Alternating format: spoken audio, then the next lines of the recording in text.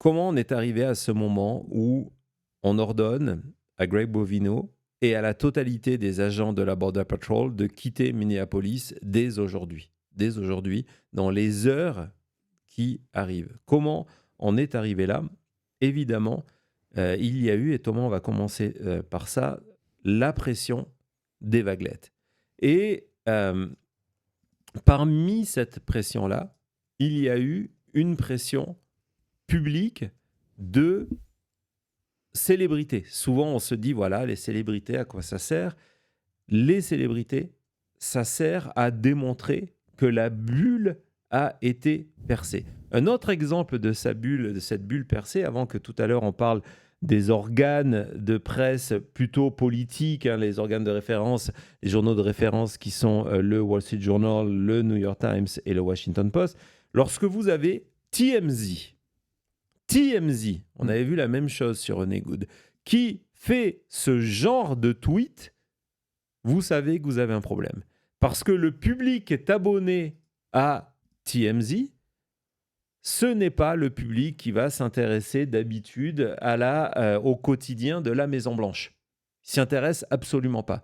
Et lorsque TMZ explique que les nouvelles vidéos démontrent que les membres de l'administration Trump, le nom de Trump est associé du coup à ce mensonge de plus, en disant qu'ils sont en train de dire une histoire fausse sur la mort, l'assassinat de Alex Pretty. C'est TMZ, c'est extrêmement important. TMZ qui normalement va vous parler de choses, de culture, des stars, de célébrités, exactement, de qui a divorcé qui, ce genre de drame et tout ça. TMZ, donc, vous le dit là, Trump, fausse histoire, le killing, énorme. Donc, c'est TMZ. Hier, il y avait un match de basket qui avait été retardé de 24 heures, on en avait parlé, entre les Minnesota Timberwolves et les Warriors de Golden State de Steph Curry. On veut avoir, on a deux séquences, ce qui s'est passé avant ce match, pendant ce match, après ce match. On va commencer par l'hommage rendu par l'équipe des Timberwolves à Alex Pretty avec cette minute de silence. Et vous allez le voir, comme ça avait été le cas de René Good, on entend de temps en temps dans la foule des insultes sur Ice. Vas-y Thomas. We extend our love, support, and heartfelt sympathies to Alex's family, friends, and our community during this difficult time. Please join us in honoring the life and memory of Alex Pretty with a moment of silence.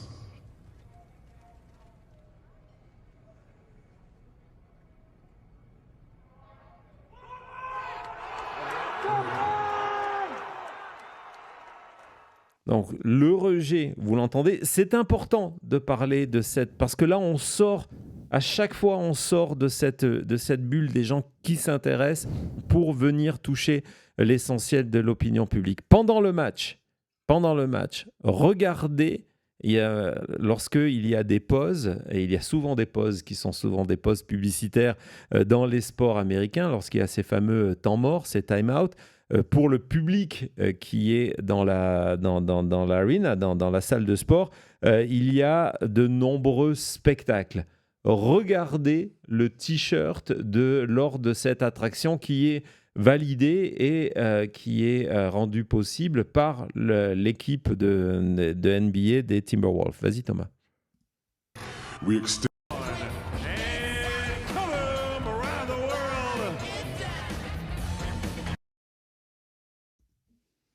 C'est un t-shirt Ice Out. Ouais. Je le remets des deux côtés sur du noir. Voilà, Ice Out des deux côtés. De toute façon, il le montre très clairement. Donc, ça, c'est les images que vous avez pu voir hier à la télévision sur les chaînes sportives. On sort vraiment de la bulle. TMZ, chaîne sportive, et ensuite, conférence de presse où vous avez la plus grande star, avec LeBron James, peut-être la plus grande star du basket, en tout cas qui est désormais internationale suite à ces Jeux Olympiques du côté de Paris, Steph Curry, qui explique qu'il a passé des heures à regarder cette manifestation, cette fameuse grève générale. Quand on vous dit « ouais, ça sert à rien », en fait, il explique que vu que le match était prévu samedi, lui, la manifestation est passée sous ses fenêtres et qu'il a regardé ça. Et donc, évidemment, on perce à nouveau la bulle. Vas-y, Thomas.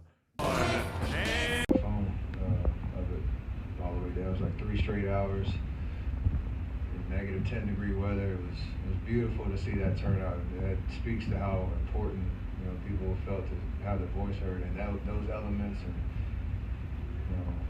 whatever streets right outside our hotel, they were out, and it was amazing to watch. So your day yesterday, were you part of the conversation on if the game should have gone on or not? I talked to Coach, who was talking to obviously the Wolves organization, Timberwolves organization, and it was very similar to. It's hard to catch up to everything that's going on here in the community when you just fly and you understand what's going on, but how it affects players, the staff, the entire franchise, the families, and just supporting them in whatever decision made sense. Obviously talking to the league, so that was pretty much it. Donc il explique, et du coup ça a un impact.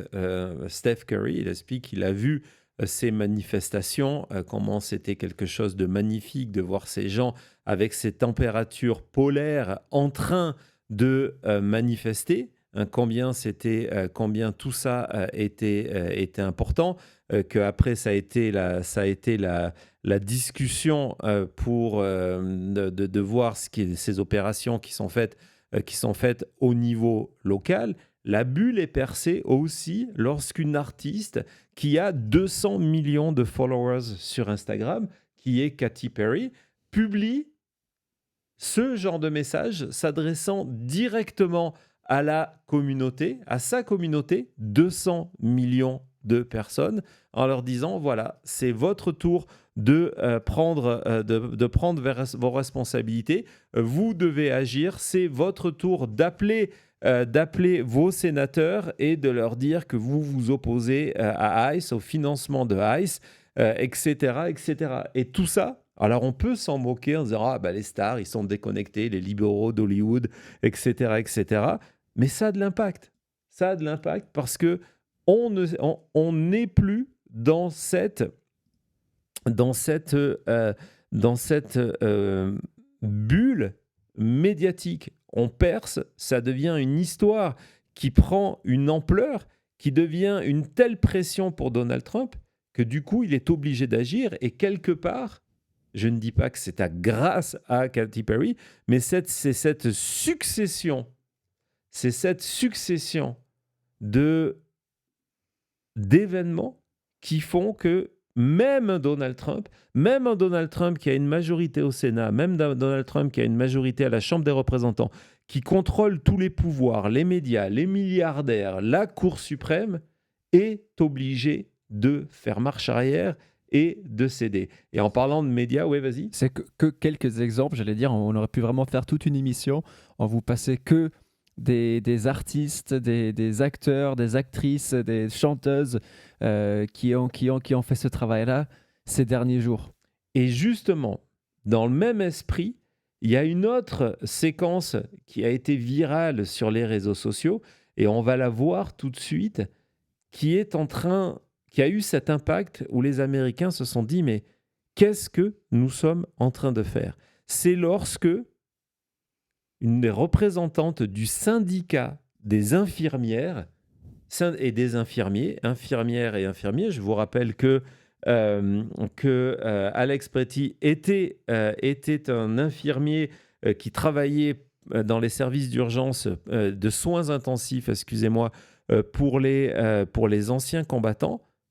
Lorsque vous avez les infirmières et les infirmiers qui viennent manifester. On a fait quoi comment on peut gagner cette bataille des cœurs? Comment on peut gagner cette bataille de l'opinion lorsque, il y a 15 jours, on tue une mère de famille et là, on se retrouve avec des personnes qui sont qui mettent toute leur vie au service d'autres qui sont obligés d'aller manifester. Vas-y Thomas.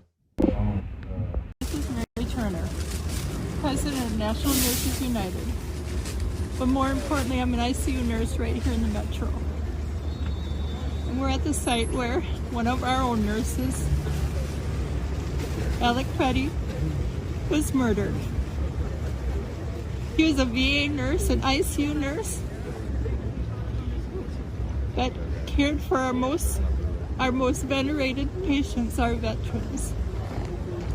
And that day, he was just doing like what every nurse does, care for the patients and care for the people. And that's what he was doing when he was murdered. Nurses across this country, we need to stand up and say enough is enough. We need to fight back because these are our patients and these are the people and that's who we care about. This is who we care for. And so we have to do everything in our power to fight ICE and get them out of our communities. We need to make our patients and our people safe again. Comment, lorsqu'on est Donald Trump, Kristi Noem, Greg Bovino, Stephen Miller, on peut expliquer que cette dame qui lance un appel solennel aux membres de son syndicat et au-delà à tous les infirmiers et les infirmières des États-Unis, dans tout le pays, a manifesté contre ICE? Comment vous pouvez vous sortir de ça? Comment vous pouvez dire, ouais, non, mais attendez, ce sont que des provocateurs, ils sont payés par les Mexicains, on vous a montré le gouvernement mexicain qui finance les manifestations apparemment. Ouais, comment vous pouvez mettre tout ça en avant, dire ce sont des lunatiques, ce sont des fous dangereux qui s'attaquent à la Border Patrol et qui s'attaquent à ICE. Et donc tout ça correspond évidemment ça crée cette pression.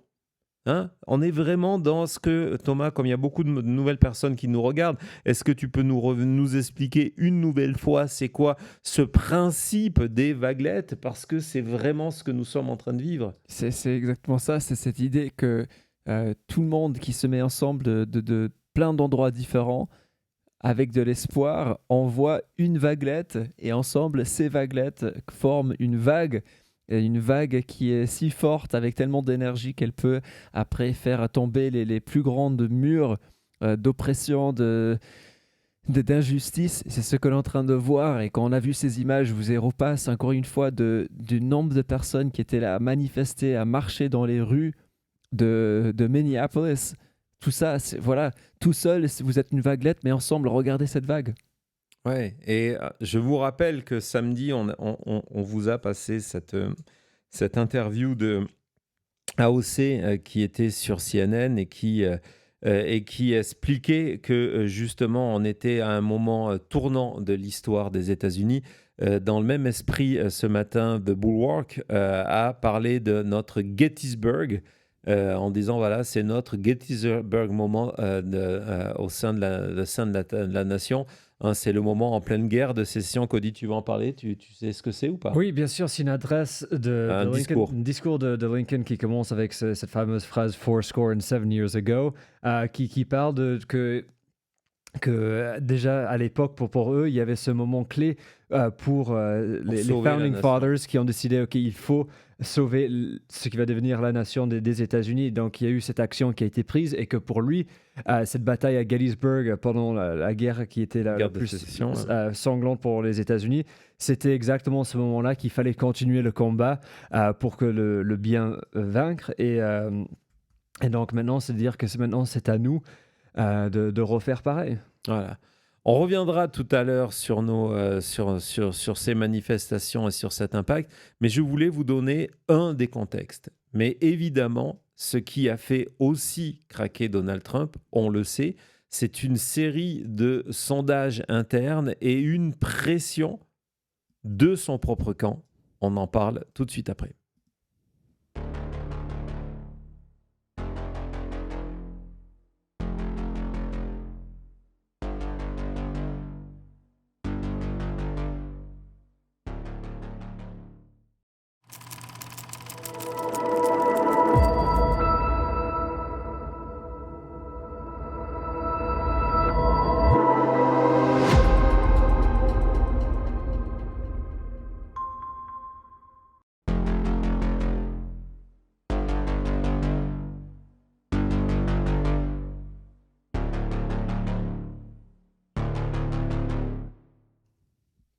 Ouais, avant de poursuivre, mais évidemment tout ça est lié, on part en mode breaking news, on apprend à l'instant breaking news maintenant média grâce à Punchbowl. Punchbowl, c'est un de ces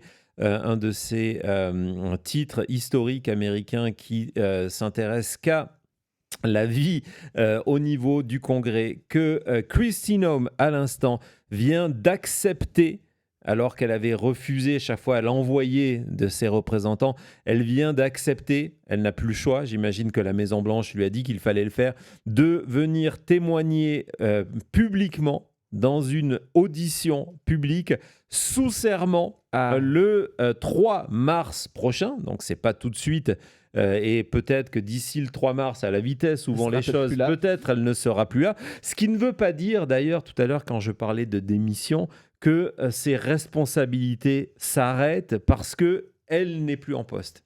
Ça ne veut pas dire ça, d'accord ?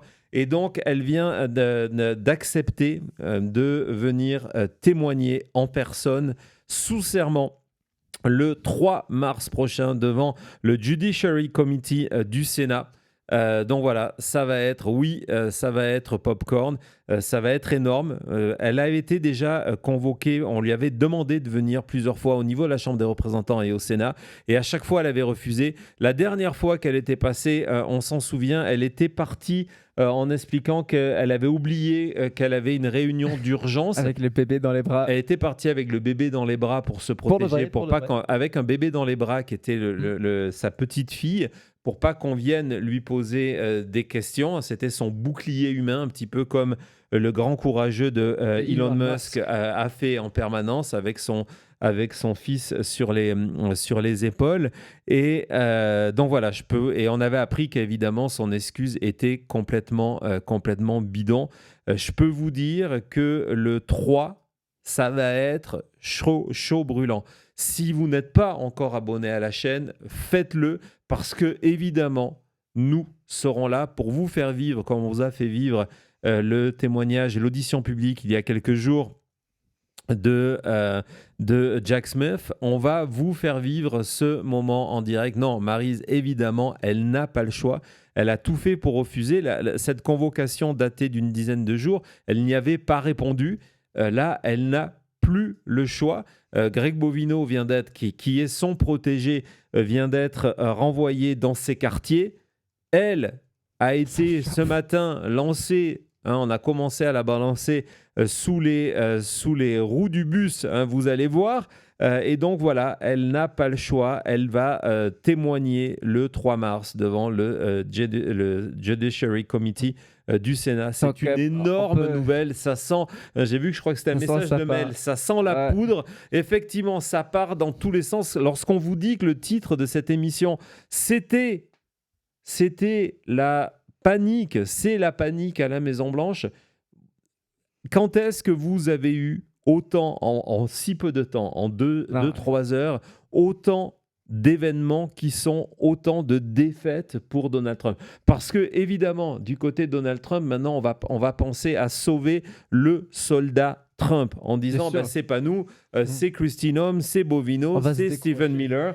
C'est pas nous, c'est pas moi, c'est pas à quel point il est aussi devenu ce lame duck qu'on est là à sacrifier des gens si importants dans son administration en disant ok, on va vous donner Kristi Noem et DHS qui était, en plus tout qui était l'immigration, c'était tellement clé pour l'élection en 2024 de Trump, de dire ok, on va sacrifier, on est en train de jouer aux échecs et on est en train de juste balancer des pièces pour essayer de protéger notre roi. Ouais, tu sais quoi, Cody? Je crois que ça mérite un sondage dans le chat. Est-ce que Kristi Noem sera toujours à la tête de DHS pour ce 3 mars? Ou est-ce qu'à la vitesse où tout change, à la vitesse où on voit la Maison-Blanche essayer de couper les liens avec Ice, Noem, Bovino, est-ce qu'elle serait peut-être déjà en mode démission? C'est Léo dans le chat qui a dit ok, dans 20 minutes, Breaking News, elle démissionne. Parce qu'au point qu'on est avec cette émission où on a commencé Breaking News, il y a quelques signatures de plus contre Kristi Noem. Breaking News, il y a encore un républicain qui veut une enquête contre Kristi Noem. Et maintenant, on est au point où même Trump lui force de venir témoigner. Donc, à voir si Léo, tu vas avoir raison. C'est malade. Bonne breaking news. Une raison de plus d'être là en direct avec nous. Vous voyez comment les choses bougent vite et comment on est là pour vous donner ces breaking news en direct. Exactement. Donc on va maintenant, on a fait le tour de l'impact, du poids des vaguelettes, des manifestants, des stars. On va maintenant rentrer dans le dossier politique. Vous allez le voir, il y a des nouvelles majeures. C'est vraiment énorme ce que je vais vous raconter. À tout de suite.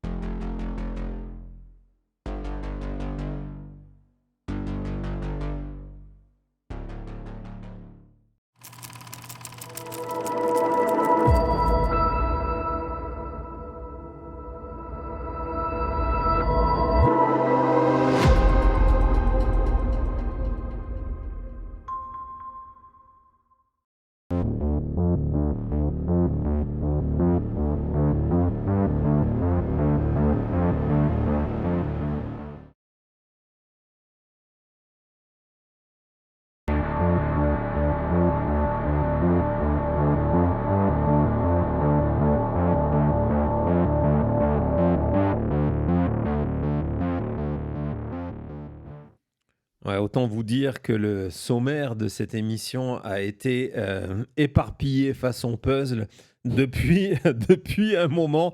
Et donc, on profite de ces quelques secondes où vous voyez ces jingles, non pas pour faire le plein, parce que du coup, j'ai pas eu le temps de le faire, mais pour voir, OK, qu'est-ce qu'on fait maintenant? Qu'est-ce qu'il y a? C'est quel dossier?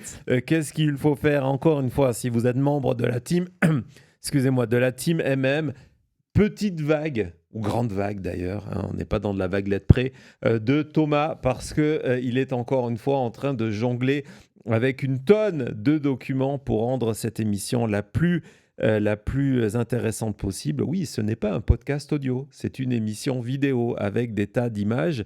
Et justement, tiens, il y a une autre forme de pression. Thomas, je vous ai sélectionné ces 2 dessins extraordinaire que j'ai partagé.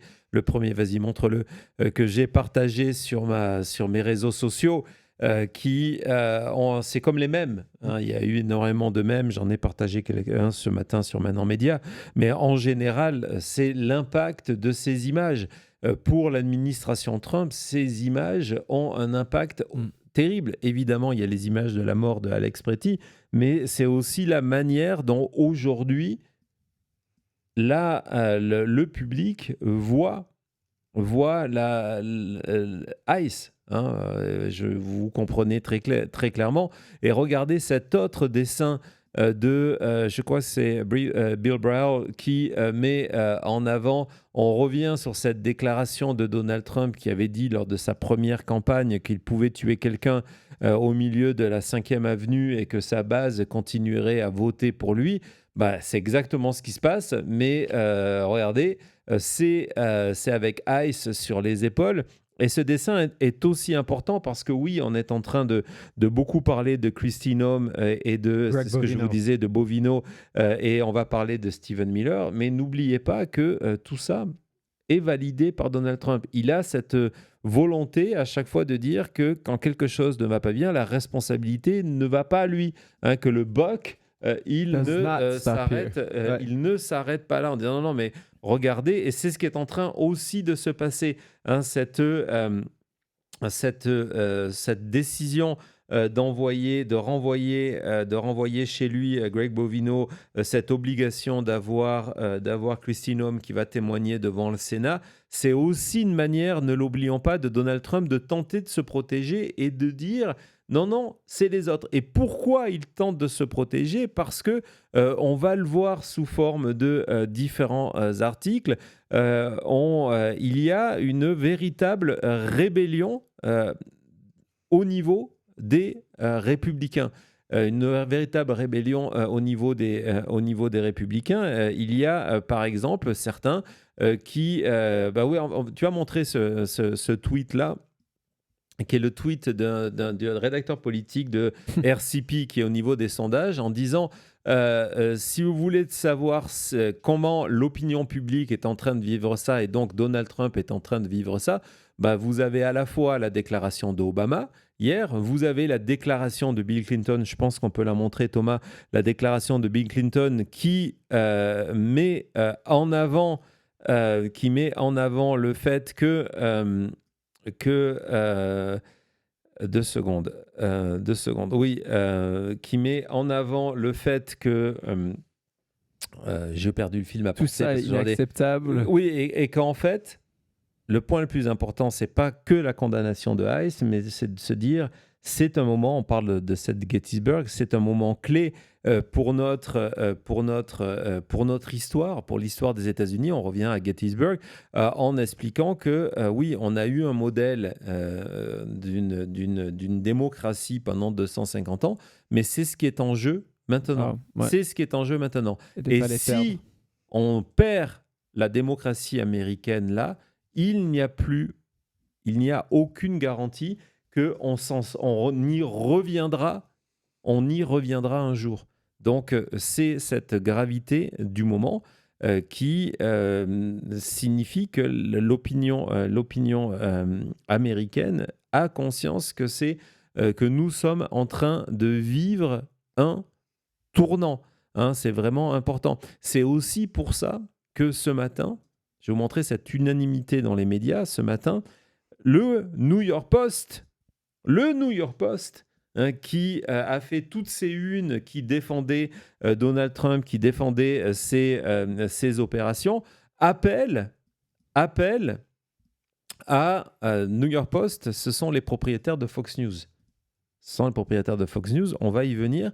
Et donc, qui appelle à Donald Trump, vous voyez, c'est le titre, c'est la première phrase, de faire baisser la température, donc de désescalader la situation à Minneapolis. Et l'article va plus loin en demandant à Donald Trump d'ordonner le départ de ICE et de la Border Patrol. Et donc, on vient de voir que la Border Patrol s'est fait de Minneapolis. Même esprit dans le Wall Street Journal. Alors, évidemment, j'aurais pu vous montrer du côté du New York Times, du Washington Post, mais là, on est dans le Wall Street Journal, c'est le board, donc c'est la rédaction, ce sont les rédacteurs en chef qui font ce message solennel en disant il est temps pour ICE de faire une pause à Minneapolis. Aujourd'hui, c'était tous les médias américains, tous les journaux de référence. Washington Post, la même chose. Le Wall Street Journal et évidemment le New York Times. C'est un petit peu imaginer la chose comme si en France, vous aviez l'Humanité, Le Figaro, Libé et Le Monde qui publiaient le même jour le même appel au président en disant maintenant ça suffit. Il faut arrêter ce qui est en train de se passer. C'est en train de faire exploser le pays. Et justement, on va voir dans cette espèce sur le Wall Street Journal, vous allez voir que le résumé que donne Medialight de l'article du Wall Street Journal, c'est de dire que c'est une débâcle politique et morale. Et on vous parle de nukes, ça veut dire qu'ils font exploser, ils atomisent la politique de Trump, migratoire, qui est normalement, on va y revenir, ce point fort. Donc ça, c'était un des points. Il y a Politico qui a expliqué, par exemple, je pense qu'on doit avoir le titre quelque part, Thomas, qu'au niveau, ça va arriver, je suis désolé, on va faire une petite pause, voilà, il arrive. J'ai trouvé.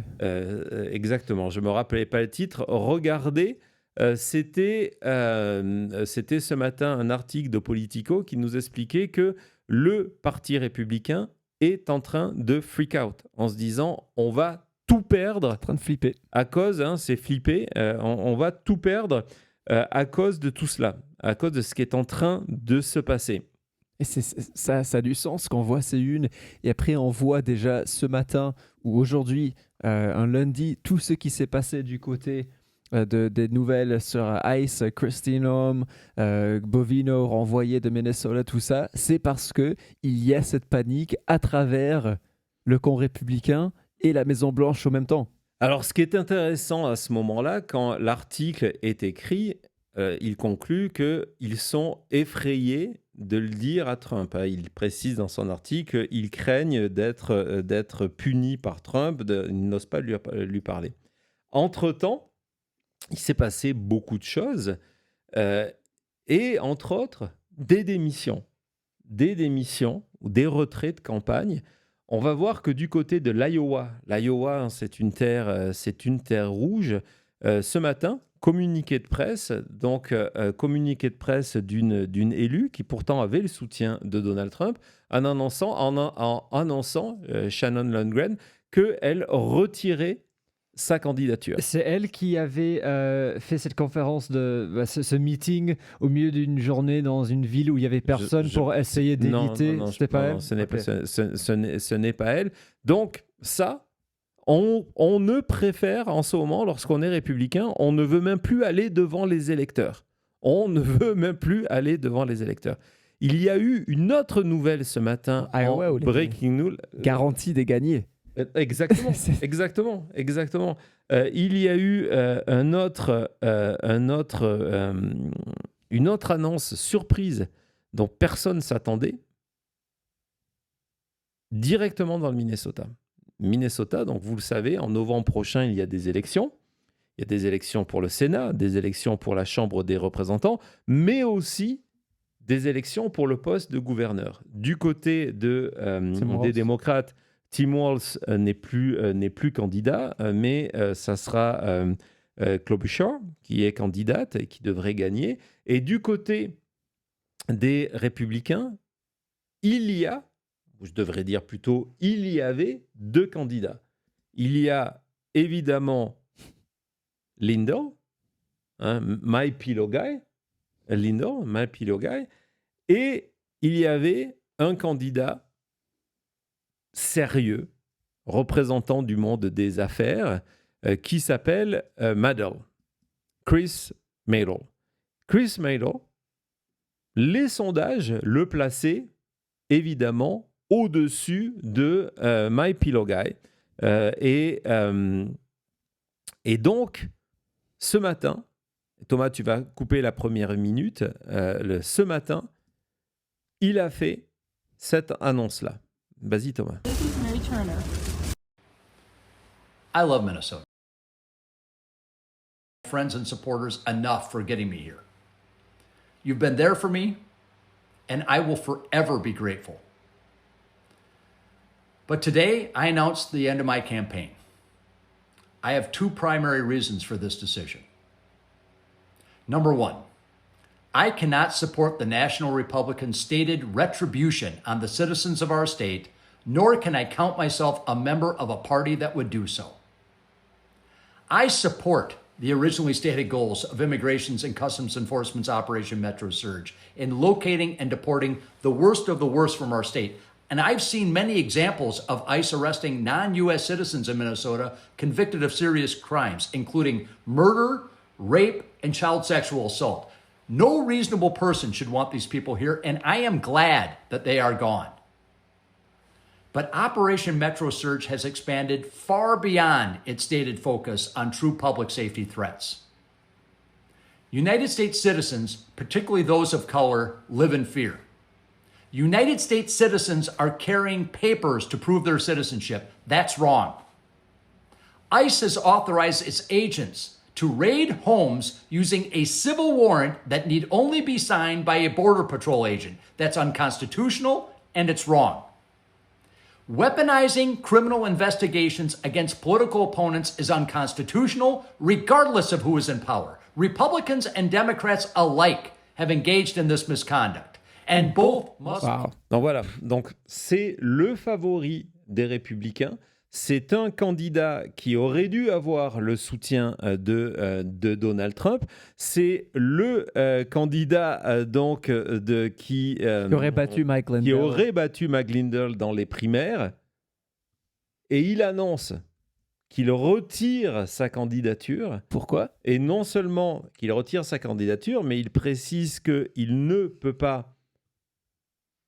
plus être membre de ce parti.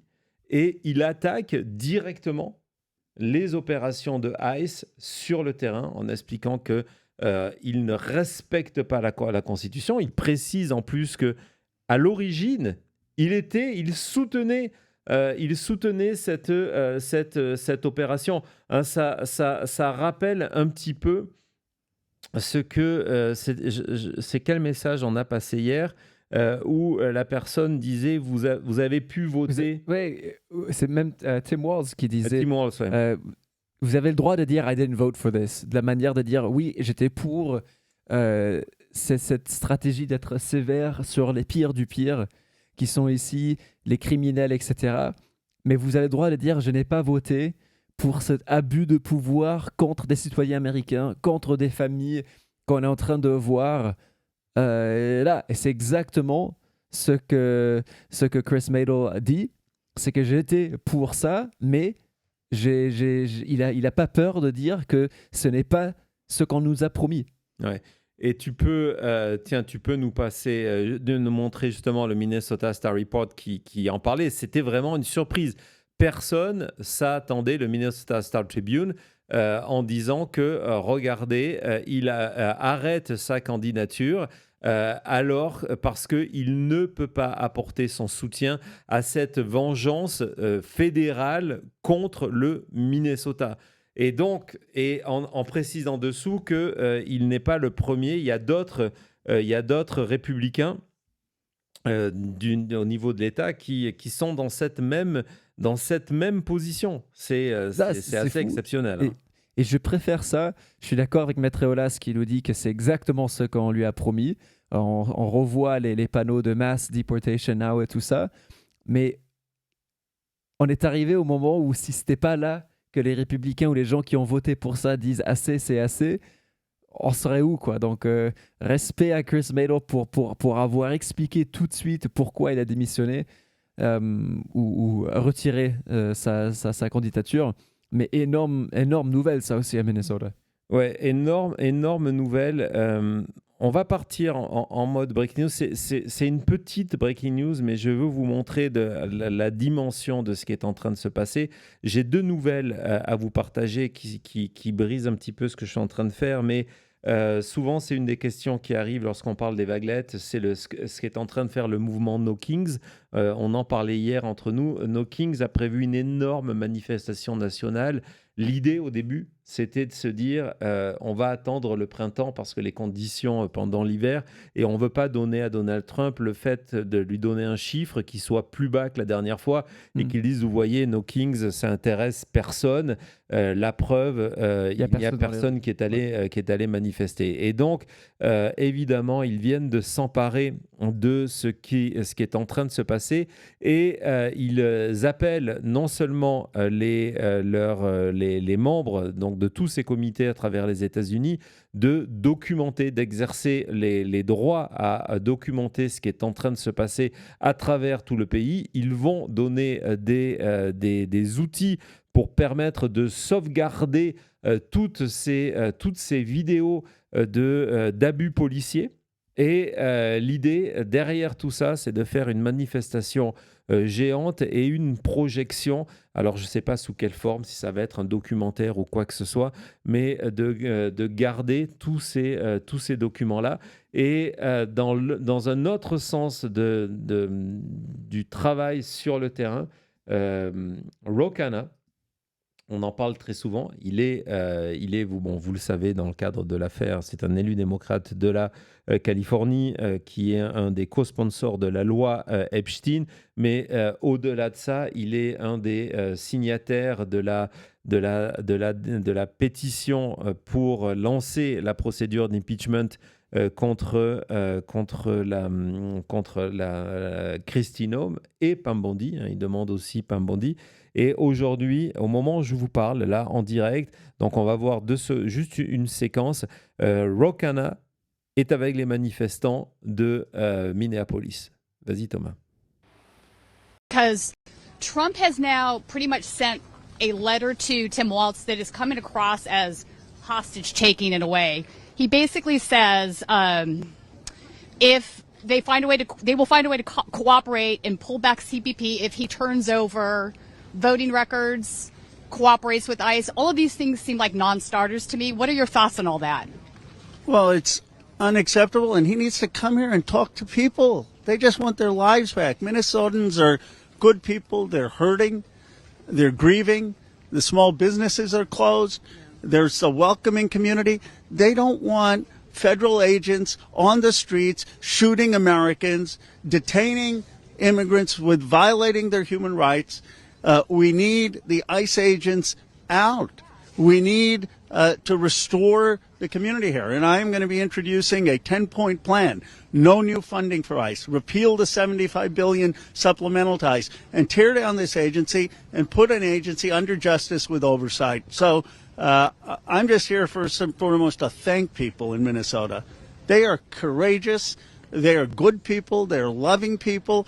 They've been out here in the freezing cold. You know how cold it is. And someone told me it's too cold to snow. I hadn't heard that before. But, you know, they're out here in freezing weather with the risk of ICE officers coming, and they're out here standing up, not for themselves, but for immigrant communities. Look at the groups. It's actually not many immigrants. They're here putting their lives at risk for immigrant communities. They're heroes. And I wanted to say thank you to them for being heroes to the country.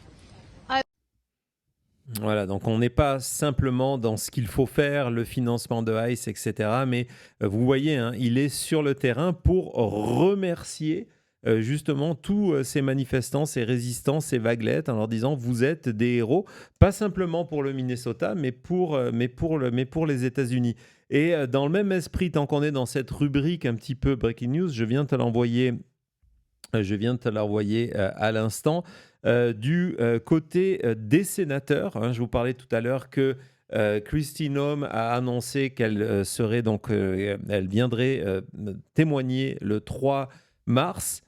C'est la date qu'elle a proposée. Et du côté des sénateurs, c'est le témoignage de Durbin, qui est le sénateur démocrate, qui est le top sénateur démocrate. C'est lui, au sein du Judiciary Committee, qui a le rôle de leader. On n'est absolument pas content. Et apparemment, ce qui est en train de se dire, je vois du côté de Punchbowl, c'est que on va revenir vers Kristi Noem pour dire non, on va pas attendre. On va pas attendre, c'est pas acceptable. Surtout si vous voulez ce budget. Donc on vous a expliqué hier avec ce shutdown qui pourrait avoir lieu au fin du mois. Donc, vous voulez encore des milliards de dollars et vous nous dites vous n'avez pas une minute pour nous avant 5 semaines d'ici? Non. En disant alors qu'on on est en plein milieu d'une crise nationale avec la violence et ces morts. Vous êtes en train de nous dire vous n'avez pas le temps avant le 3 mars. Donc voilà, Durbin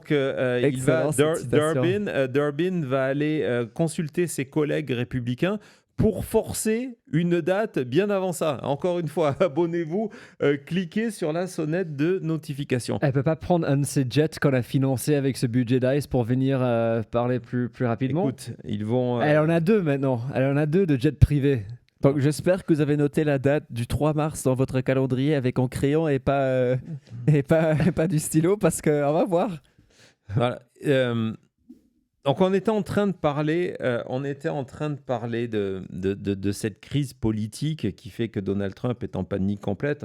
Je viens de vous montrer une candidate de l'Iowa qui retire sa candidature. Et sa candidature, c'était pour les élections de novembre prochain pour la Chambre des représentants. Donc maintenant, il va falloir trouver un ou une remplaçante. Vous avez le candidat favori du côté républicain, en tout cas pour le poste de gouverneur dans le Minnesota, qui vient d'annoncer qu'il arrête sa campagne. Il a donné ses raisons. Une autre raison, c'est qu'il aujourd'hui être républicain au Minnesota, je pense que ça va être extrêmement difficile. Hein, c'est aussi un des effets de Donald Trump. Tout ce que touche Trump, comme nous l'ont rappelé tout à l'heure Richard, tout ce que touche Trump meurt. Je vais vous montrer la réaction du gouverneur Abbott. Abbott, c'est le Texas. Le Texas, justement, toute sa politique, ce sont ses opérations de ICE. Ce sont eux qui ont donné un terrain, une partie du Texas au gouvernement américain, au gouvernement fédéral, pour construire un centre de détention. Et regardez Abbott ce matin, qui même lui est obligé de... dire que les gars, quand même... dire, voilà, il faut recalibrer la mission. Hein, il faut rechanger les termes. Même lui, au Texas, est obligé de dire pourquoi, évidemment, on attend de le faire le 26 janvier. C'est parce qu'on est en train de voir l'impact. Cet impact, que vous alliez sur Facebook ou le nombre d'appels qui ont été reçus par les gouverneurs et par les élus, tout le monde est au courant de ce qui est en train de se passer. Les images d'Alex Petri ont fait le tour des États-Unis. Par contre, il y a un endroit où elles ne sont pas encore arrivées. Ah. Il y a un endroit où elles ne sont pas encore arrivées. On a peut-être un emoji pour lui. On a peut-être un emoji. Vous n'allez pas être surpris. Cody, tu ne vas pas être surpris. C'est du côté de Mike Johnson. Mike Johnson, si vous allez, c'est un point qui a été relevé par une journaliste du New York Times qui dit, ben voilà, en fait, Mike Johnson, pendant tout ce week-end de drame, n'a pas tweeté, de division, n'a rien posté sur ses réseaux sociaux et n'a fait aucune déclaration. Depuis son dernier post du 24... ou du 23, ou du 24, en racontant ce qu'il a fait le 23, il a disparu. Mike Johnson is missing in action. Il faudrait peut-être aller le chercher quelque part. Et donc, il y a une explication logique. On vous en parle, vous la connaissez, l'explication logique. Mais que cette explication logique arrive désormais dans les colonnes du Wall Street Journal,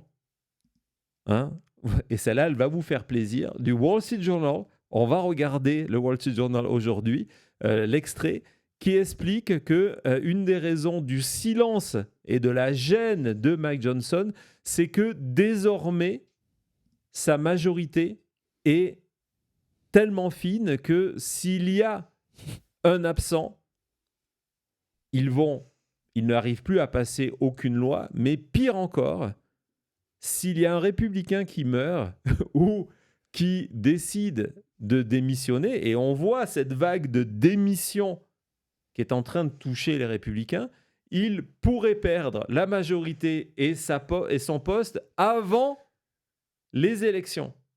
Il y existe une outside chance. Ça ne veut pas dire que ça va se passer, mais ça veut dire que c'est une possibilité. Dans le Wall Street Journal, on est quand même... vous ne pouvez pas accuser le Wall Street Journal d'être au service des démocrates et être un organe de la presse de gauche. C'est le Wall Street Journal qui dit, voilà, c'est désormais une possibilité.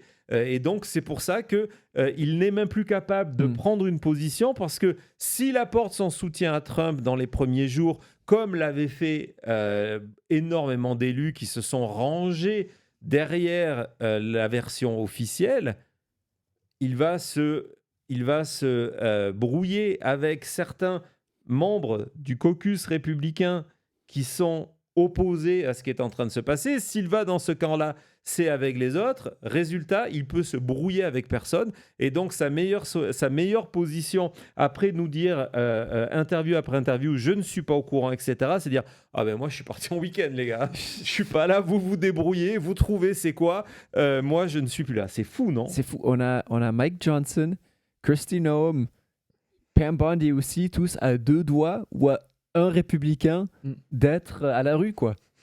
C'est énorme tout ce qui s'est passé. en quelques semaines pour commencer 2026. Kash Patel doit être content parce qu'il y a une semaine, on était là à dire que ça va être le moment de Kash Patel de passer à travers ces mêmes procédures, mais vu que DHS fait tellement de polémiques, il est au calme en ce moment. Ouais, plus ou moins. Il est passé dans les médias, ça s'est pas très bien passé pour lui non plus. Quand je vous dis que dans un premier temps, comme un seul homme, le parti républicain s'est d'abord aligné sur la version de Gregory Bovino, je vais vous montrer ce tweet complètement fou alors là, on est dans 1984 Orwell. C'est un élu du Minnesota. Un élu du Minnesota qui... Vas-y Thomas. Je suis allé vérifier, je pensais que c'était un faux au départ. Et non. Qui dit, voilà, on n'a pas besoin d'une vidéo. On a une déclaration officielle. Hein, c'était hier ce tweet-là. On a une déclaration officielle du département d'Homeland Security. Il n'y a rien qui prouve que c'est faux. Ça nous suffit. On a la version officielle. Non, pas besoin de voir. Non, tout va bien. Bovino m'a dit que c'est ça. Ouais, mais le problème, c'est que la quasi-totalité, on va être prudent, des États-Unis, ils n'ont plus les doigts sur les yeux. Et c'est pour ça que, par exemple, on va aller dans cet